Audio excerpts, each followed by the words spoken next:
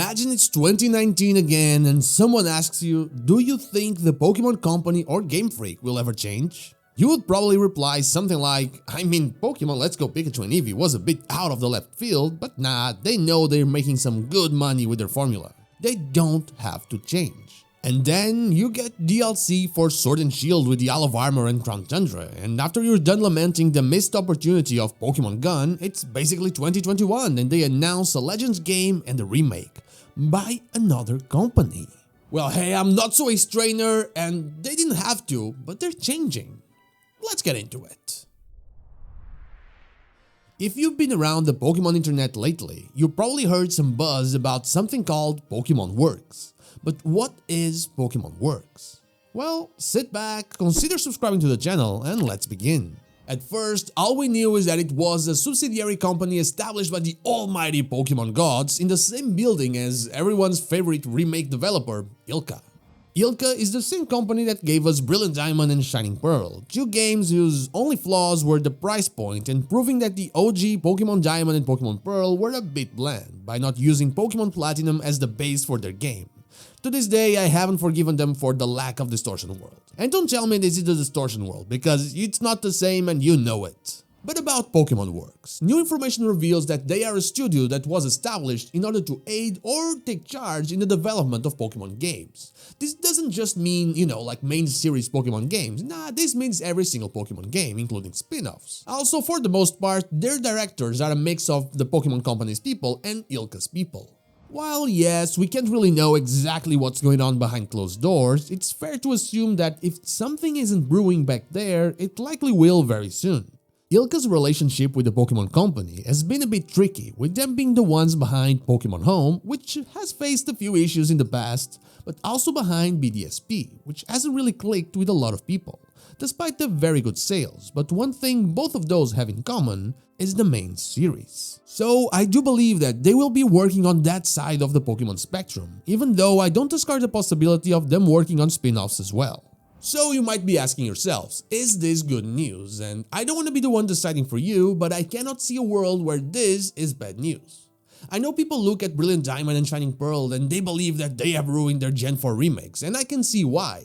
Not because I hated those games, I thought they were fine, simply fine. I liked the presentation, I liked the approach, they were just top down, no gimmick Pokemon, just Pokemon.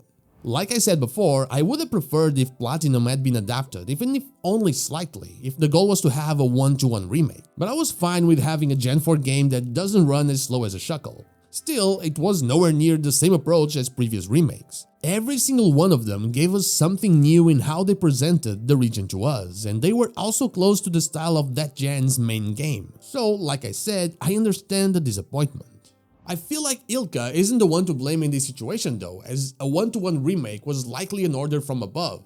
This was the first time ever that a main series Pokemon game was developed by another company, so I really believe that Masuda's eyes were looming over them the whole time. What came out was a fine 1-to-1 game that people didn't want to be 1-to-1. That and chibi characters. And so, confusion led to disappointment that led to a bit of hate. But if you look at other titles they have either aided in or fully developed, you know that they have the ability to make something a lot more advanced. These are images from an upcoming game that ILCA developed named Sandland, inspired on the manga series from the same name, written and illustrated by the great late Akira Toriyama. And these are images from the game One Piece Odyssey, another game developed by ILCA that has us play as members from the Straw Hat crew. Not only that, they also did support work for Yakuza 0, Nier Automata, and one of my favorite games of the last few years, Dragon Quest XI Echoes of an Elusive Age. Play this one if you haven't already, you won't regret it. There were very likely obstacles in the development of BDSP, and I don't know if they were time or budget related or something else entirely, but it's undeniable that ILCA has very experienced and very skilled people working under them, and thus, Pokémon Works will have them as well. This can only mean good things for how this new venture will affect the Pokémon games we so dearly love, but what can it tell us about the future of the Pokémon franchise? Pokémon as a franchise, or more specifically Gamefreak as a developer, always had a few issues, and at this point in time, it seems like the general consensus in the community is that those issues revolve around two things: lack of time and lack of people. Just there, we can see how Pokémon Works could have a tremendous effect on taking a lot of the weight away from Gamefreak, in case they work with the main series, of course, which, like I explained above, I am inclined to believe they will. This new studio will have more people, and by having more people, then the workload will be better distributed, effectively giving them more time to work, a lesser need to rush. On the other hand, it might also mean that they plan on releasing themselves from the chains of Pokémon. A few years ago, we saw the release of Little Town Hero, a game by Gamefreak that you can find on various platforms, including not only the Nintendo Switch but also PlayStation 4, Xbox One and PC. They recently re-released Pocket Card Jockey Ride On for the Switch after mobile exclusivity, and we can't forget about the teased Project Bloom, a new action-adventure game developed by them and published by Take-Two Interactive. Gamefreak is doing new things, and that doesn't apply only to the ventures outside of Pokémon. That applies to our franchise, the franchise that we love as well. And it is only possible because of the step they took with ILCA, the step they are doubling down with Pokémon Works. Over the last few years, we saw Pokémon changing. The formula we knew and in a way we're used to and a bit tired of sometimes, it changed.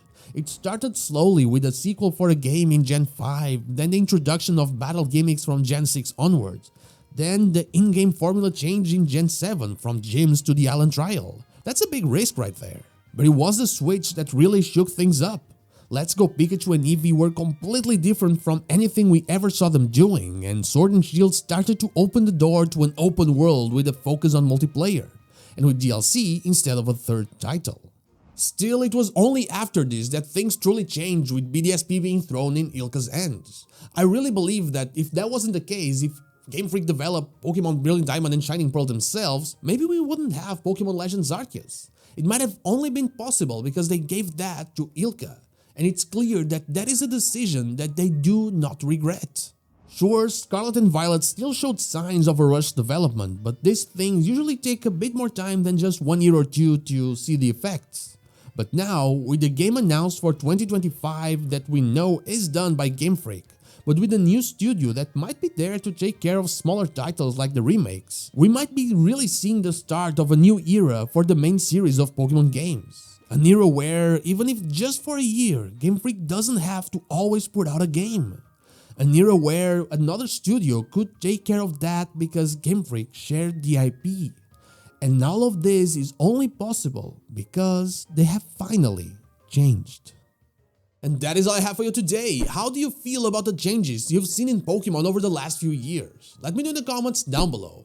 And now, like the video if you like it, dislike if you don't, and don't forget to subscribe to the channel for more Pokemon content, and also ring the bell so you know when the next video is out. Also, you can check out my merch or consider becoming a channel member in order to further support the channel. I'd be forever thankful for that. You can follow me on social media or check out one of my streams here and on Twitch. All the links are in the description. Thank you so much for watching, and I'll see you all on the next one.